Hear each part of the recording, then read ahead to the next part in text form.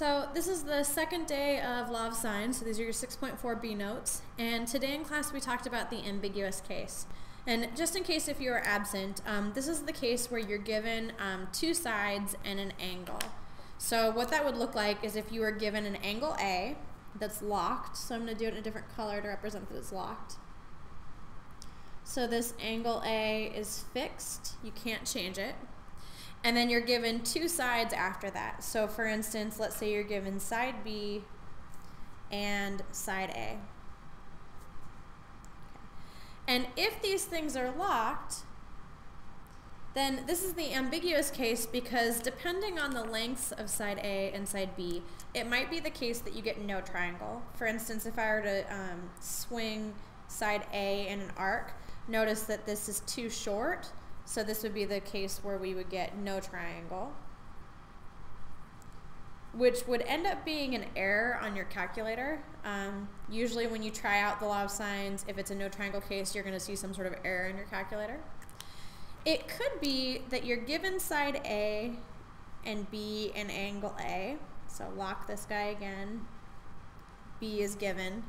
Maybe it's the case that your side A hits just once. So it might be that angle side A is pretty long, okay, and it hits just once to make a triangle, and if I were to try and swing it like this,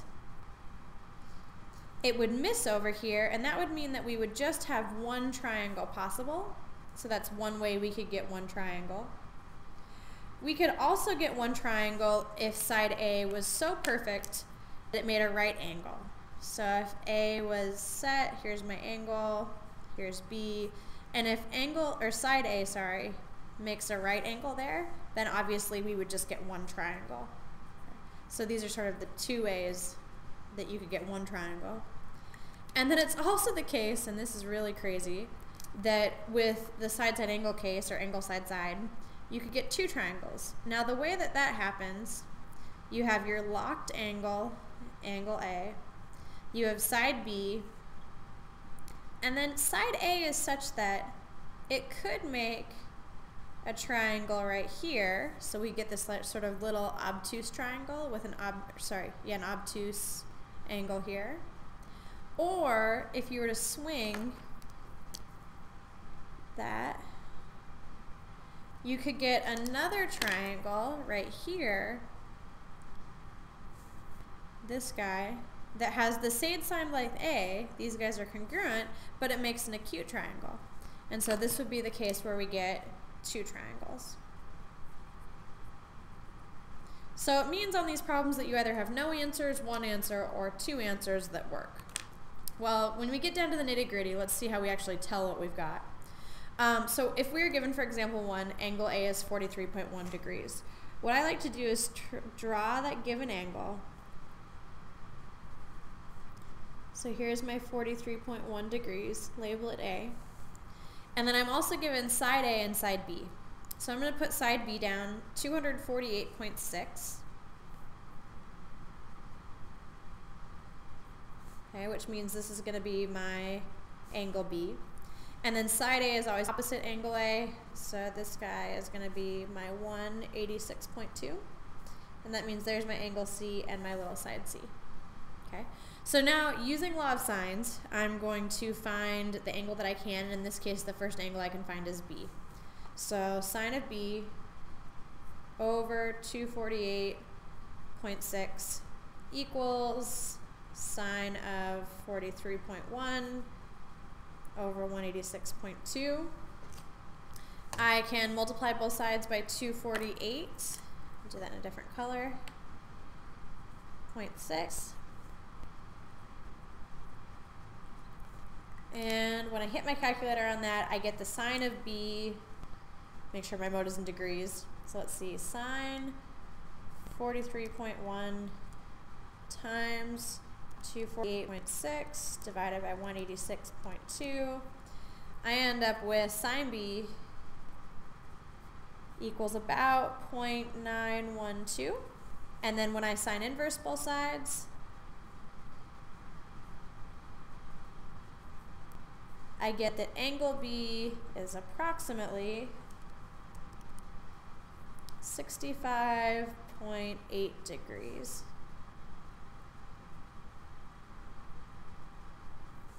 And then I could use that information to find angle C. So I know angle C is 180 degrees minus my other two angles. So 43.1 and 65.8. So I get angle C is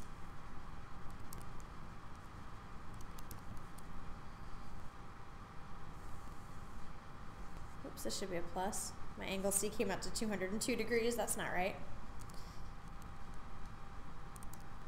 There we go. That's more like it. So angle C is 71.1 degrees. And then from there, I can use law of sines again to find little side C. So let's see. Little c over the sine of C, so 71.1 equals, let's use our given information. So 186.2 over the sine of 43.1. We can multiply both sides by the sine of 71.1. That cancels there, and we get little side C is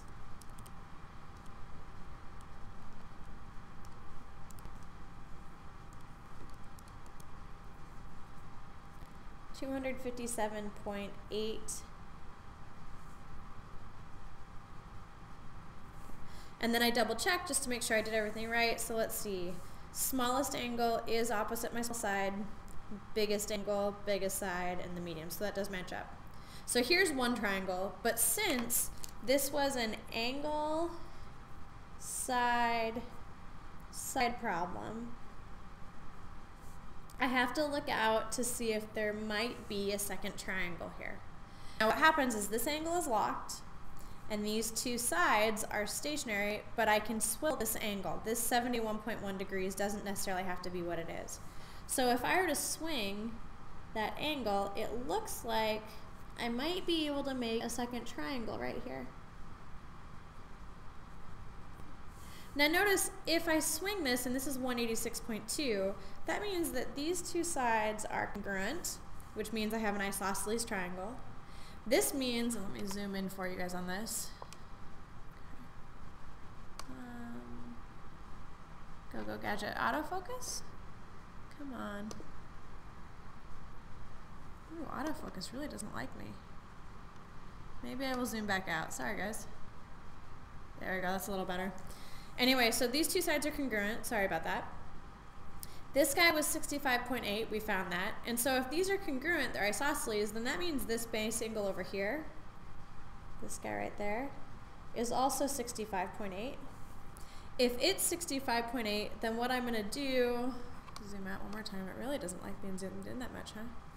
So this is 65.8. That means I can find this angle inside, right there, that obtuse angle, by doing 180 degrees minus 65.8. Okay, this is going to be my second angle B. I'm going to call it B prime. Okay, so then B prime, 180 minus 65.8 is 114 degrees, or 114.2. And so now I've got this second triangle that I can solve for, right? And I'm going to redraw it just because my drawing up there is getting a little crazy. So I've got A, it's 43.1, and it's an obtuse triangle. Here's B prime. This angle right here is 114.2 degrees. The sides are the same, those haven't changed. The given information at least hasn't changed. But now it really changes my C. I'm going to call that C prime. Notice this is a much smaller angle. Okay. So if I want to find this angle, let's go angle C prime. I'm going to have to do 180 minus 43.1 plus 114.2.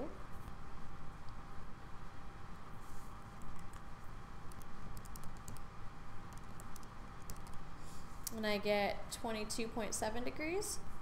And then if I wanted to find little c prime, I would have to use law of sines again. So this is giving us a second triangle. You would have to find little c prime using law of sines if you're doing this for homework or on a test or a quiz. The idea here though is we get one acute triangle and we get one obtuse triangle, and both of them fit the given information. Both of them have the same angle A, the same side A, and the same side B, and the only thing that changes are angle C and side C, okay? Which I know is annoying, which is why we call this the pain in the angle side, okay? A second example, just so you guys can see what it looks like. If we have angle B given, by the way, I don't know if you've noticed this, but I always like to put the angle that's given in the same spot. Just handy that way. So I'm going to label this B and call it 42 degrees. And then I have side B, so that's going to be opposite. And side B is shorter than side C, so I'm going to make this 122. Try and kind of draw it to scale. And then side B is only 70.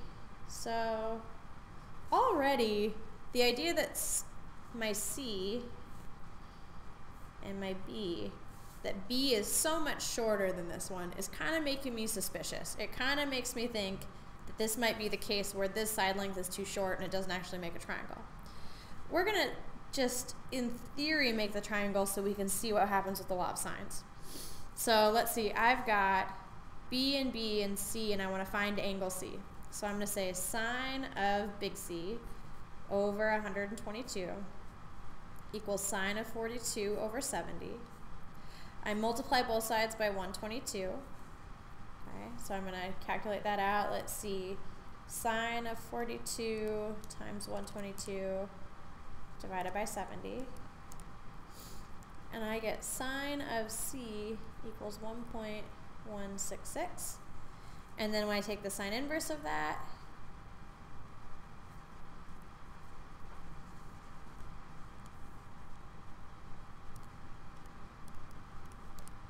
I get an error.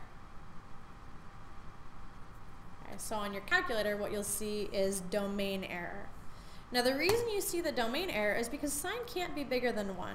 If you think back to the unit circle, when we have points on the unit circle, x comma y, right? The x is our cosine and the y is our sine value. Well, the biggest our y values ever get, the highest they ever get off the x-axis, is at 0, 1. So that means the biggest that the sine function can get, absolute biggest, is 1, and that's at 90 degrees. Okay? So it can't ever get bigger than 1. Another way to think of this is when you're graphing sine graphs, the biggest our sine graph ever got was 1, and the smallest it ever got was -1, right? So it's the case that whenever you get sine C as something bigger than 1, it's always going to be an error. And the reason it's an error in this situation is because this 70 just isn't long enough to actually make a triangle with our given information. So this would be a no triangle case. This would be the case when our angle side gave us no triangles. All right, guys, that's it for notes tonight. Thanks. Check the blog for bookwork, and I will see you guys tomorrow.